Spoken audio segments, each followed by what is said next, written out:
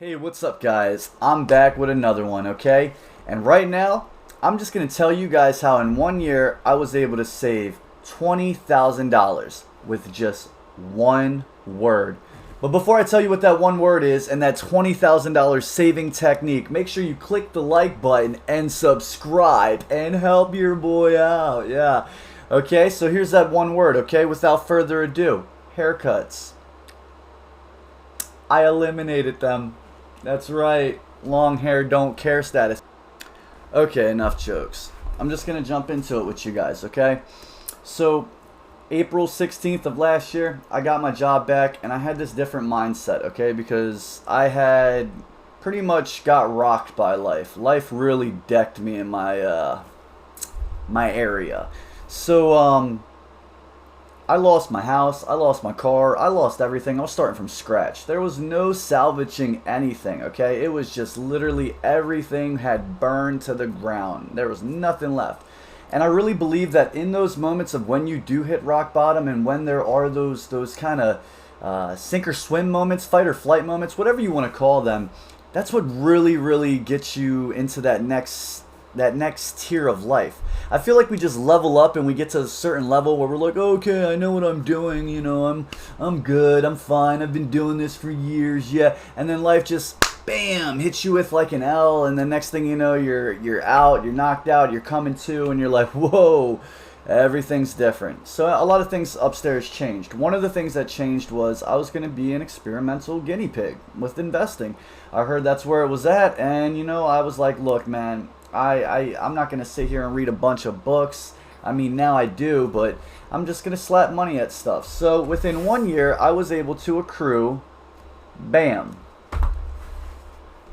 $20,000. And how I did that was, it was pretty rough, I'm not going to lie. But if you're willing to make the change and you have that willpower inside of you, anything is possible, and anyone can do this. Anyone can replicate the situation. Now, I do have a special situation, but there's a lot of things that really made my situation even more special, okay? So I'm just going to jump right into it, okay? Number one thing that I did, it was just like small things. I wouldn't say it was the number one thing, but small things like, you know, I used to go out to Dunkin' Donuts every day at work. Every day at work, me and coworkers would get Dunkin' Donuts before we went into work, and then we would get like coffee even on our breaks. So there would be times where I hit Dunkin' Donuts up twice a day. And even though I was getting a small iced mocha coffee and it was only like $3 or whatever, I was doing it every day, sometimes twice a day. For the average person, that's like $50 to $70 a month. But for me, I was spending over $105 a month on that. Small things like that, I took notice. So I decided to get a coffee pot, get a coffee maker, get some grounds, all that good stuff, man. Get my favorite sweet cream, Cold Stone Creamery stuff, you know, throw that in there. Bam, I make my own coffee way cheaper. Every time I get paid every 2 weeks, I just spend $20 on coffee supplies. I don't even have to do it every week. I don't even have to do it every 2 weeks. Sometimes I can go a whole month. It's just amazing, okay? Another thing is eating out, okay? Now, my go-to is McDonald's because I'm like, I'm still an investor, but you know, I need something fast because I procrastinated and now I got to go to work. So I would just get the Dollar Millionaire special, you know what I mean? So I would just get like a cheeseburger, 2 cheeseburgers or whatever, small fry and a large Coke. That's like $4 or $5, right? But when you're doing that every day, that adds up. And then when you start doing it twice a day, come on, 2 cheeseburgers isn't going to just fill you up every day, you know what I mean? But that was the bare minimum, you know what I mean? So beyond that, there was times where I didn't go to McDonald's. I went to Chipotle, which is way more expensive, especially when I want to get my special burrito. It's an $18 burrito because I get steak and chicken and a bunch of other stuff. Okay, so, you know, the $5 a day can easily, if I choose to go to Chipotle, go up to $12 a day. So there was just small things like that, okay? Another thing that I started doing was I became very against reoccurring bills. I did not like reoccurring bills, did not want to be a part of reoccurring bills whatsoever, okay? So what I did was, after I lost my car payment used to be $420 a month. I was paying $165 for car insurance, and that was on my dad's car insurance. And my dad, he's good driver. So I got that discount, man. And even though it was still cheap, at the same time, $165 plus the $420. That's $580 in a month that I was spending. And yes, having a car is amazing. Having that's a luxury. It's an amazing luxury, okay? But now I spend $40 a month, okay? I pay a coworker weekly. And he gets me back and forth to work every day. I'm blessed for that. But because of that, I've now eliminated a $585 bill every month that reoccurs, will never end, okay? With the exception of the car payment once you paid it off, but it never ends. It's a reoccurring bill, and I've taken $585 and reduced it to $40. Okay, I spend $40 to get to a $50,000 job a year. If that's not a hustle, I don't know what is. Other small things, home cooked meals. We were talking about the fast food earlier, okay? Home cooked meals is where it's at, man. You go out to the grocery store, you spend about $100, $200 in groceries. I'm only one person, dude. $100 gets me every week easily. Sometimes I have leftovers, man. You can go out there and get steak. You can go out there and get chicken. You can get good stuff that you want to cook. But one of the things that really helped me was rice and beans, dude. And I know it sounds crazy and it sounds bland and it sounds boring. But let me tell you something, man. You throw some sofrito, some sazon, some adobo in there. Man, that thing tastes amazing. Better than McDonald's. It's healthy for you. You're saving mad money, dude. So that's what I did, man. Another thing that I just recently did, I just inquired to reduce my internet bill. I asked, I was affected by COVID-19, so I wanted to know what was up with that, and they told me what was up, and so there's programs out there that will help you right now. Another thing was Roku TV. Just found out about that. Like I said, I only pay for internet. I don't have anything else. Roku TV, I don't need to buy HBO and Showtime. Roku TV actually has a TV channel list, and as long as you're connected to the internet, you get every channel for free. Now, yes, it is basic cable, but you can never say, oh, well, there isn't an alternative. There is. You just got to be willing to adapt, and that's what this is all about. Another thing is cell phones. I used to have an iPhone. I used to do all that stuff. I don't do it anymore. You know what I do? I go to my local Cricket store, I get the cheapest plan they got, and I buy their cheapest smartphone. Okay, their cheapest smartphone that I bought was a $20 phone. Now, granted, it came to like $120 after I got the plan and everything, but my bill's like not even $55 a month. That's nothing. I've got unlimited data, and I literally don't use it for anything besides social media, checking stocks, and whenever the job needs to call me, because I gotta keep that job up and afloat so I can maintain this. So yeah, there's a lot of stuff that goes into it, okay? There's so much stuff that goes into it, okay? Another thing is impulse buys. Impulse buys is ridiculous. So when you're actually out there shopping, you get excited when you see something that you want to buy, and impulsively you want to go out there and buy it. But here's the thing. Shopping actually releases dopamine into your brain, meaning that you get excited and you get happy when there's something you want, but it's not the actual act of buying it or having it. It's actually the act of anticipating the time from when you don't have it, you realize it's a thing, and you try to pursue it. That anticipation is when you get those dopamines released in your head, man. And it's a psychological trap, but it's okay. You gotta be aware of that kind of stuff. What I like to do is I don't impulsively buy. I usually wait a week, and if I still feel the same way I felt a week ago about it, I'll go ahead and buy it, okay? Always cash. I never put it on a credit card. I don't ever do any type of interest. Don't give these people a way to get in your pockets even more than you already are, okay? So yeah, that's another one, man. Let's see. Here's another thing. A lot of Americans don't have $1,000 in liquid cash. They don't have $1,000 for an emergency savings. Pretty much if a $1,000 bill popped up, your transmission breaks, your whatever it is, man. We don't have that because people aren't saving. People aren't paying themselves first. When I get paid, the first thing I do, I split my check in half. Okay, and half of that goes to a savings account that I will use to invest. I do that before I do anything. Before I get my Papa John's Meat Lovers Pizza, dude. that's what I do. You know what I mean? It really helps out. You got to pay yourself first. And, you know, that's what this whole channel is about. So, like, I showed you guys what was in my portfolio. But this is what 20 stacks look like, okay?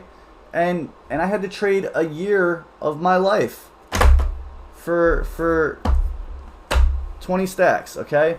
And yeah, it was a challenge. It was a challenge. You're gonna have people that are in your ear. You're gonna have people telling you, why do you do the things you do? You can obviously afford it, and yes, you can. But I did that, okay? I went into a nice job, and I had no bills virtually, okay? And literally, you know, I was living life, not knowing anything about nothing, okay? I got a house. I got a house at 22. I got a new car fresh off the lot, all black leather. Oh man, it was amazing.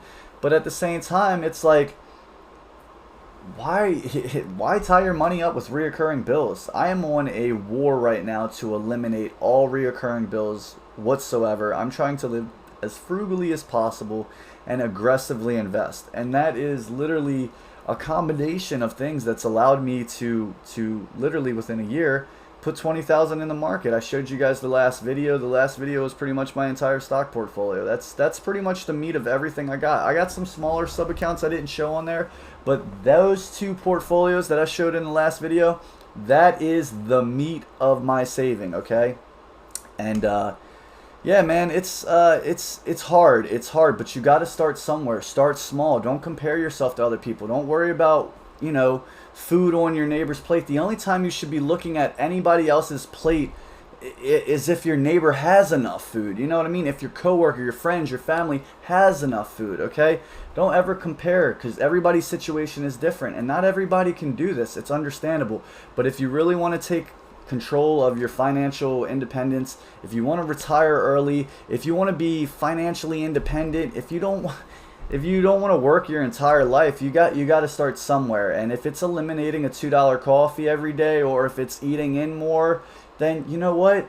Then you just start wherever you can, okay? And progress is progress. Don't let anybody tell you any different, okay? And yes, there are going to be people that are looking at you crazy, like, dude, why are you doing this? You're crazy. Oh my God, you don't have to live like this. It's okay. It's going to happen, okay? You can explain yourself, but you don't have to explain yourself. You know what you're doing, and you know why you're doing it. And that's really what it all boils down to. So anyway, guys, I'm going to keep this nice and short. Just a few tips, you know, eat in, stop buying the coffee, make it at home, try to reduce your bills. There's a pandemic going on right now. There's help out there for people that can get bills reduced. You know, there's internet companies out there, there's cell phone companies that are offering just a quick Google search whenever you're free, you know, that can, a quick 5-second Google search can free you up $40, $50, $60. Avoid impulse buys. Avoid putting stuff on credit cards. Credit cards are traps, man. You just use the credit cards to build your credit up, you know. One of the things that I was told by a friend, Dallas Luba, shout out to you, homie.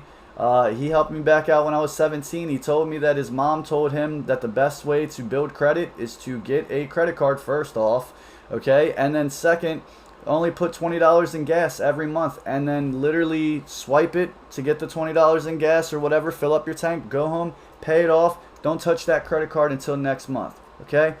My credit raised and raised. Not only did my credit raise, but the limit that they were willing to give me kept raising. It was like, yeah, come on, man. We just raised you up another $400. Here's another $1,000. And it's like, dude, I don't care how much this thing goes up to, bro. I'm only putting $20 in a month. You're not getting me.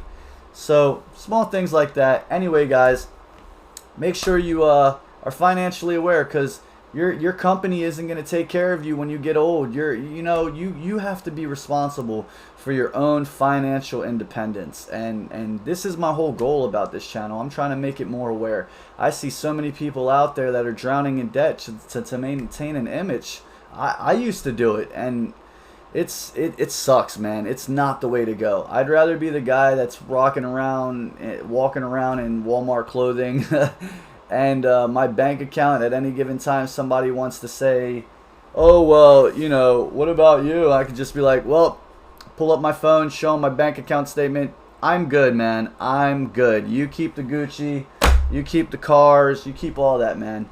So anyway, just want to get this video out there. Little small thing of how I was able to do the last video. You know, I showed you where it was all allocated at, but throughout the next course, I'm gonna be doing a series of videos, okay? And we're gonna start jumping into the meat of this stuff because I'm messing around with YouTube more. I'm starting to get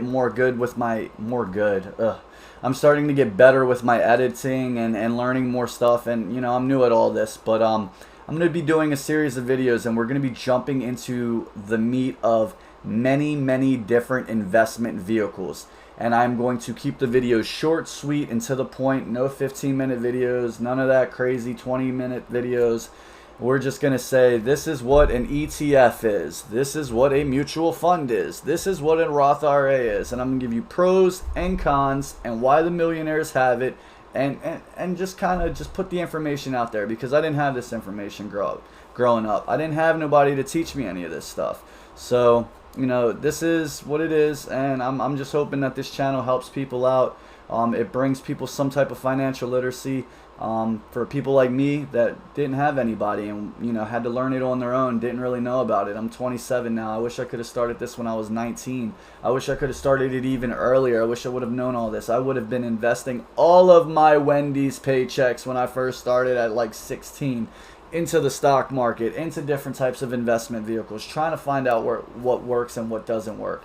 But anyway, guys, thank you so much for your support. Thank you for coming. I'm going to try to do my best to just get better at this and slowly improve. And I wish you guys all the best of luck. Until next time.